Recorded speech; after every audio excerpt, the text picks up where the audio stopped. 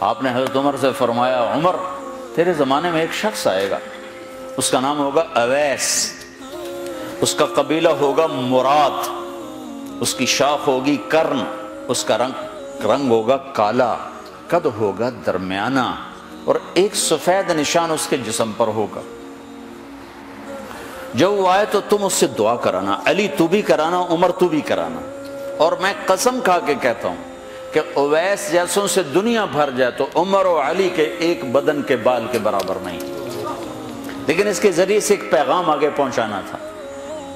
تو حضرت عمر اور حضرت علی حیران ہو کر دیکھنے لگے کہ ہمیں کہا جا رہا ہے کہ اویس سے دعا کروائیں، وہ ہم صحابی وہ تابعی۔ تو آپ نے فرمایا اس نے ماں کی ایسی خدمت کی ہے، جب وہ ہاتھ اٹھاتا ہے تو اللہ ہاتھ واپس خالی موڑتا ہی نہیں۔ یہ پیغام پہنچانا تھا کہ ماں باپ کے آگے جھکو۔ جس دیش میں آپ رہتے ہیں یہاں کام کی رفتار بہت تیز ہے، ماں باپ اگر موجود ہیں تو کم ہی خوش نصیبوں والے ہیں جن کو کچھ اولاد کی خدمت ملتی ہے، ورنہ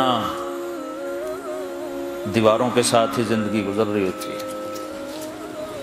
تو عمر رضی اللہ عنہ جب خلیفہ بنے تو ہر سال حج کرتے تھے، ہر سال ان کو ڈھونڈواتے۔ اب مجھے یہ نہیں پتا درمیان کے کوئی سال ہوں گے کہ ایک سال آپ نے حج پر سارے حاجی اکٹھے کر لیے، ایسے اپنے سامنے کا کھڑے ہو جاؤ بھائی، سب کھڑے کر لیے، کہنے لگے بیٹھ جاؤ سارے یمن والے کھڑے رہو، تو سارے بیٹھ گئے، یمنی کھڑے رہے، کہ سارے یمن والے بیٹھ جاؤ، قبیلہ مراد والے کھڑے رہو، تو سارے یمنی بیٹھ گئے، مراد والے کھڑے رہے۔ اس سال میں یمن گیا جماعت میں تو اویس کرنی کے گاؤں گیا، ان کی جگہ پیدا ہوئے، جو ان کا قبیلے کے لوگوں سے ملا، اس علاقے سے گزرا، دیکھا کہ اچھا یہاں وہ ہستی پیدا ہوئی تھی۔ خشک پہاڑ ہیں، بالکل خشک پہاڑ۔ پھر آپ نے کہا مراد والے بیٹھ جاؤ، قرن والے کھڑے رہو، تو صرف ایک آدمی باقی بچا۔ تو آپ نے اس سے پوچھا تم قرنی ہو؟ کہ جی ہاں۔ اویس کو جانتے ہو؟ کہ جانتا ہوں، میرا سگا بھتیجا ہے، میرے بھائی کا بیٹا، لیکن وہ تو تھوڑا پاگل سا ہے، آپ اس کا کیوں پوچھ رہے ہیں؟ تو عمر رضی اللہ تعالیٰ عنہ رونے لگے، کہا وہ نہیں، تو پاگل نظر آتا ہے۔ پھر آپ نے پوچھا کدھر ہے؟ آیا ہوا ہے حج میں؟ ہے؟ کہ جی ہے۔ کدھر ہے؟ کہ جو اونٹ چرانے نکلا تھا عرفات کی طرف۔ تو حضرت عمر نے حضرت علی کو ساتھ لیا اور دوڑ لگائی اور پہنچے عرفات کی طرف، تو دیکھا تو ایک آدمی ایک کیکر کے درخت کے نیچے نفل پڑ رہا اور اونٹ اس کے چاروں طرف چل رہے۔ تو یہ دونوں حضرات بیٹھ گئے، تو انہوں نے اویس نے محسوس کیا کچھ آ گئے لوگ، تو انہوں نے نماز مختصر کر دی، سلام پھیرا۔ تو حضرت عمر نے پوچھا کون ہو بھائی؟ کہا جی مزدور ہوں۔ کہا تیرا نام کیا ہے؟ کہا جی اللہ کا بندہ۔ کہا بھائی ہم سارے کے بندے ہیں، میں پوچھ رہا ہوں جو نام تیری ماں نے تیرا رکھا وہ کیا ہے؟ تو وہ تو پہچانتا نہیں تھا کہ عمر کون ہے، علی کون ہے، وہ تو پہلی دفعہ حج پہ آیا تھا۔ وہ کہنے لگا تم کون ہو میرا انٹرویو کرنے والے؟ انٹرویو تو میں اپنی طرف سے کہہ رہا ہوں۔ میں کہا تم کون ہو میرا پوچھنے والے؟ تو حضرت علی بولے یہ امیر المومنین ہیں عمر بن خطاب، اور میں ہوں علی بن ابی طالب۔ پھر وہ ایسے ایک دم گھبرائے، دونوں کو سلام کیا، میں معذرت چاہتا ہوں میں نے پہچانا نہیں۔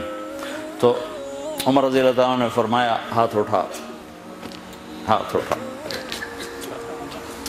برمنگھم والوں کو پیغام پہنچے کہ ماں کی خدمت کیسے کی جاتی، کہ عمر جیسا ہاتھ اٹھوا رہا ہے، علی جیسا، علی جیسا۔ تو وہ کہنے لگے میں آپ کے لیے کیسے ہاتھ اٹھاؤں، میری اوقات ہے کہ میں آپ کے لیے دعا کروں؟ کہاں، ہمیں ہمارے نبی کا حکم تھا کہ اویس آئے تو اس سے دعا کروانی ہے، کہ جب وہ ہاتھ اٹھاتا ہے تو وہ ہاتھ خالی نہیں آتے۔ کس وجہ سے؟ تہجد، جہاد، تبلیغ، ذکر، تلاوت، تسبیح، حج، عمرے، نمازیں، روزے، ذکر، تلاوت۔ کس وجہ سے؟ نہیں، ان میں سے ایک وجہ بھی نہیں، ماں کی خدمت کی وجہ سے۔ پھر ایک اور جگہ آپ نے فرمایا کہ لوگ جب جنت میں چلیں گے تو اویس بھی چلے گا، جب جنت کے دروازے پر پہنچے گے تو اللہ تعالیٰ فرمائیں گے اویس کو روک لو، باقی کو جانے دو۔ تو اویس گھبرا جائیں گے، کہیں گے یا اللہ مجھے کیوں روک لیا ہے؟ تو اللہ تعالیٰ فرمائیں گے ٹھہر جاؤ، جانے دو ان کو۔ ہاں بھائی، اب یہ سامنے جہنم کے لوگ کھڑے ہوئے ہیں، تو شفاعت کر، تیری تو فعل لاکھوں انسانوں کو جنت میں ڈالو، تجھے اس لیے روکا ہے کہ تو شفاعت کر، جدھر تیری انگلی اٹھتی جائے گی ان کے لیے جنت لکھتی چلی جائے گی، ان کے لیے جنت لکھتا چلا جاؤں گا، جدھر جدھر تو انگلی اٹھائے۔